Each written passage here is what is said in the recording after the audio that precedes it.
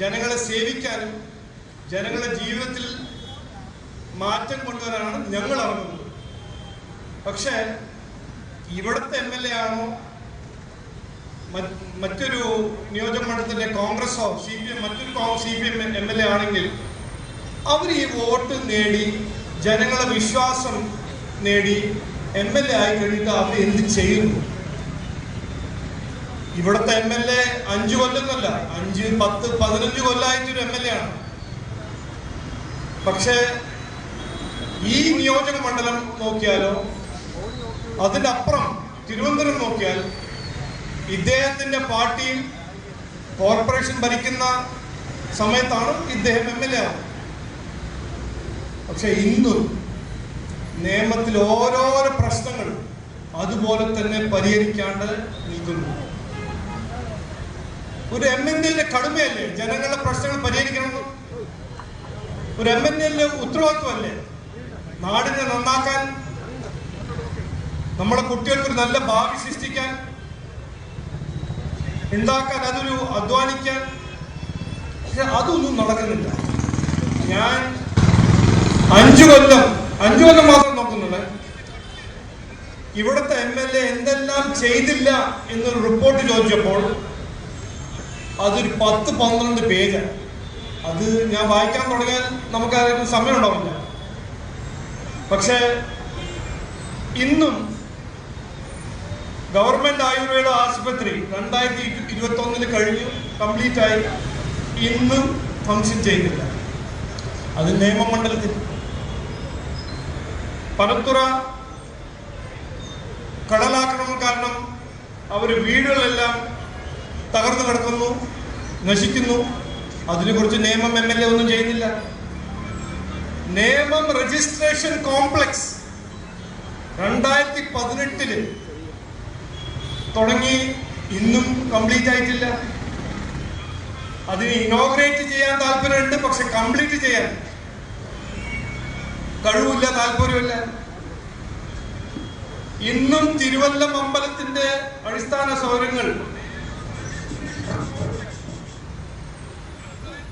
കുറിച്ച് വാഗ്ദാനം തന്ന MLA ഒന്നും ചെയ്തിട്ടില്ല. ആറ്റുകാൽ ടൗൺഷിപ്പ് പ്രോജക്റ്റിനെ കുറിച്ച് MLA എത്രയോ വാഗ്ദാനം തന്നതാണ്, ഒരു ചുക്കും നടന്നിട്ടില്ല.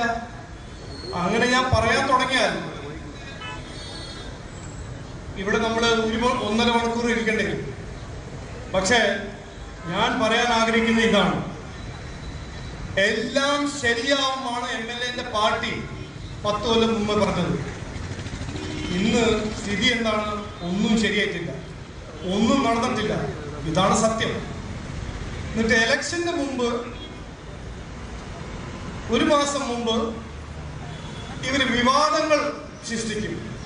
ഇറാന്, ഗാസ, സിറിയ എല്ലാം. നിങ്ങൾക്ക് വോട്ട് കൊടുത്തത്, നിങ്ങൾക്ക് വോട്ട് തന്ന് വിശ്വസിച്ചത് MLA ആക്കിയത് നിയമത്തിന് ജനങ്ങളല്ലേ? ഇറാന്റെ ആൾക്കാരാണോ ധർമ്മടത്തിന്റെ MLA മുഖ്യമന്ത്രി ആക്കിയിരിക്കുന്നത്? ഞാൻ ഇന്നലെ ധർമ്മടം എന്നോട് പറഞ്ഞു അത് CPMന്റെ കോട്ടയാണ്.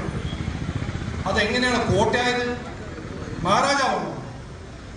അവിടെ ഒരു പരിപാടിയിൽ 5000 ജനങ്ങൾ വന്ന് അവര് പ്രശ്നങ്ങൾ പരിഹരിക്കുന്നില്ല MLA മുഖ്യമന്ത്രി എന്ന് പറഞ്ഞു. അപ്പൊ കോട്ടയൊന്നല്ല, ഇതെല്ലാം കുറ്റകരമായ അനാസ്ഥയെ ഒരു ഹബ്ബാക്കി മാറ്റിയിരിക്കണം ഈ MLA-മാര്.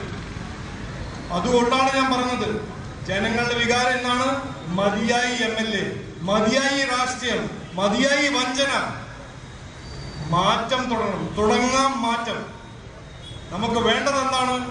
വികസനം, ജനങ്ങളുടെ പ്രശ്നങ്ങൾ പരിഹരിക്കുന്ന MLA, അതിനുവേണ്ടി അധ്വാനിക്കുക, ആത്മാർത്ഥമായ സത്യസന്ധയോടെ അധ്വാനിക്കുന്ന ഒരു MLA.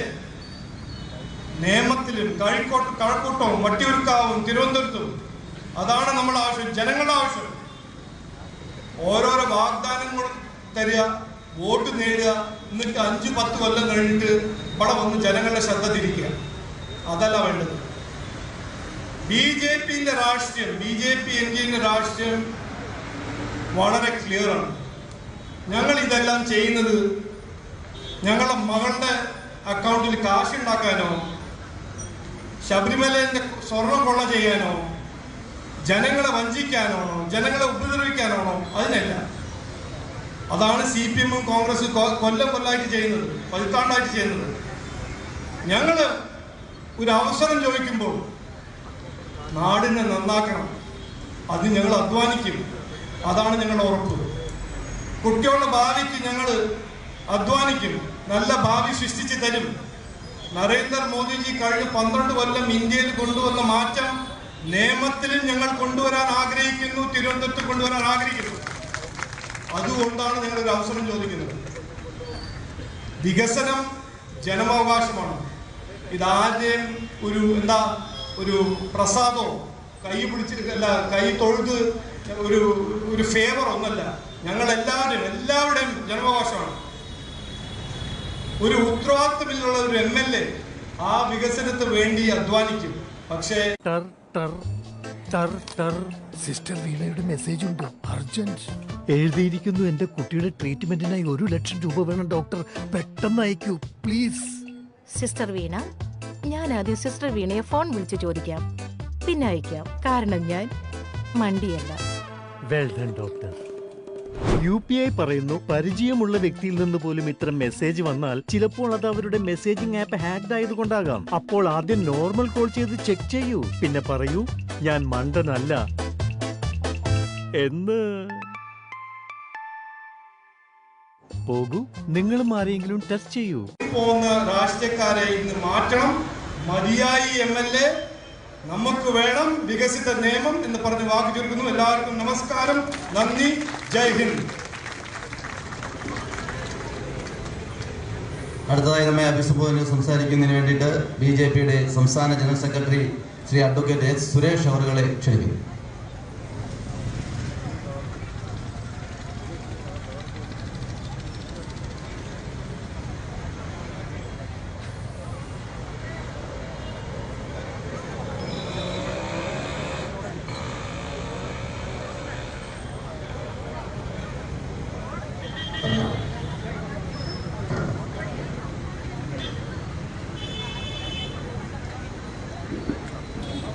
ഭാരതീയ ജനതാ പാർട്ടിയുടെയും NDAയുടെയും നേതൃത്വത്തിൽ മതിയായി നേമം മണ്ഡലത്തിൻ്റെ MLA ശിവൻകുട്ടിയുടെ സേവനം എന്ന മുദ്രാവാക്യം ഉയർത്തിക്കൊണ്ട് ഭാരതീയ ജനതാ പാർട്ടിയുടെ പ്രവർത്തകർ ബൂത്ത് അടിസ്ഥാനത്തിൽ ശേഖരിച്ച ഒപ്പുശേഖരണവും അതോടൊപ്പം തന്നെ നേമം മണ്ഡലത്തിലെ MLAക്കെതിരായിട്ടുള്ള അതിൻ്റെ ചാർജ് ഷീറ്റും ഇവിടുത്തെ 10,000-കണക്കിന് വരുന്ന ജനങ്ങൾ ഒപ്പിട്ട ചാർജ് ഷീറ്റിൻ്റെയും സമർപ്പണം പാർട്ടിയുടെ സംസ്ഥാന അധ്യക്ഷന് ശ്രീ പാപ്പരംകോട് സജിയും ഡെപ്യൂട്ടി മേയർ ശ്രീമതി ആശാനാഥും മണ്ഡലം പ്രസിഡന്റുമാരായിട്ടുള്ള ശ്രീ രാജേഷും അതോടൊപ്പം തന്നെ കരിമ്പൻ രാജേഷും അതുപോലെ തന്നെ ആറ്റുകാൽ മണ്ഡലം പ്രസിഡന്റ് ചേർന്ന് നൽകിയിരിക്കുകയാണ്. പ്രിയപ്പെട്ടവരെ, ഭാരതീയ ജനതാ പാർട്ടിയുടെയും NDAയുടെയും നേതൃത്വത്തിൽ ഈ നേമം നിയോജക മണ്ഡലത്തിലെ വികസനം ആഗ്രഹിക്കുന്ന ജനതയുടെ രോക്ഷമാണ് ഇന്ന് ഈ പരിപാടിയിൽ നമ്മൾ കാണുന്നത്. ഈ നാട്ടിൽ കഴിഞ്ഞ 5 വർഷമായിട്ട് തുടരുന്ന MLA കേവലം MLA മാത്രമല്ല, ഈ കേരളത്തിൻ്റെ മന്ത്രി കൂടിയാണ്. ആ മന്ത്രിയുടെ നേതൃത്വത്തിൽ ഈ നേമം മണ്ഡലത്തിൽ എല്ലാവിധമായിട്ടുള്ള വിഷയങ്ങളും പരിഹരിക്കാൻ സാധിക്കുമായിരുന്നു. തിരുവനന്തപുരം നഗരത്തിൽ നിന്നുള്ള മന്ത്രി എന്ന നിലയിൽ അത്തരത്തിലുള്ള വിഷയങ്ങൾ പരിഹരിക്കുമെന്ന് വിചാരിച്ചാണ് നേമം നിയോജക മണ്ഡലത്തിലെ ജനത അദ്ദേഹത്തിന് വോട്ട് നൽകി അധികാരത്തിലേക്ക്. പക്ഷേ നമ്മൾ മനസ്സിലാക്കേണ്ടത് ഈ നേമം നിയോജക മണ്ഡലത്തെ രാഷ്ട്രീയവൽക്കരിച്ച് ഇവിടുത്തെ വികസനം മുഴുവൻ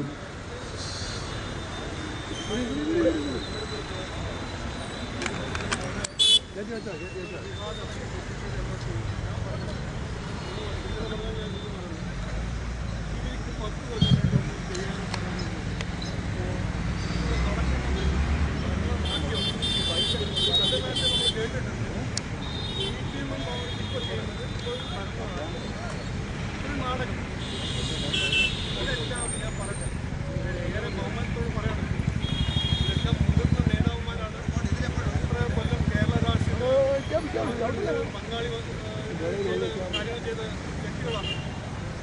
ഇങ്ങനെ ജനങ്ങളെ വിളിയാക്കാൻ നിങ്ങളെക്കുറിച്ച് ജനങ്ങൾ എന്ത് പറയുന്നത് ഞാൻ പറയാനാകില്ല. എന്തെങ്കിലും ഉണ്ടെങ്കിൽ നമ്മുടെ നാടിൻ്റെ ഭാവിയിൽ പറയാം. കോർപ്പറേഷൻ 2 മാസമായിട്ട് ഇതിന് മുമ്പ് കൊല്ലായിട്ട് ഭരിച്ചത് CPM. ഇനി അതിനെക്കുറിച്ച് ഞാനിപ്പോൾ ഒന്നും പറയുന്നില്ല. അത് എന്ത് ചെയ്തില്ല എന്ന് പറയുന്നു. ആറ്റുകാൽ പൊങ്കാലിനെ കുറിച്ച് CPM പ്രചരണം നടത്താൻ ശ്രമിച്ചത് അതിനെ തോൽപ്പിക്കുന്നത് ജനങ്ങളായിരിക്കും.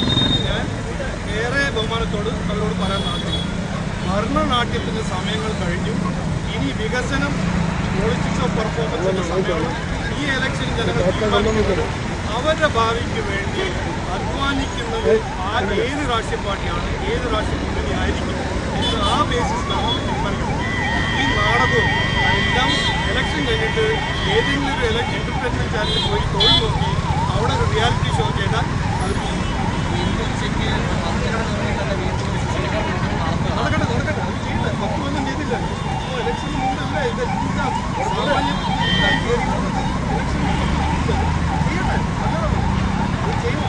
ഇതുപോലും ചെയ്തില്ലല്ലോ. പക്ഷേ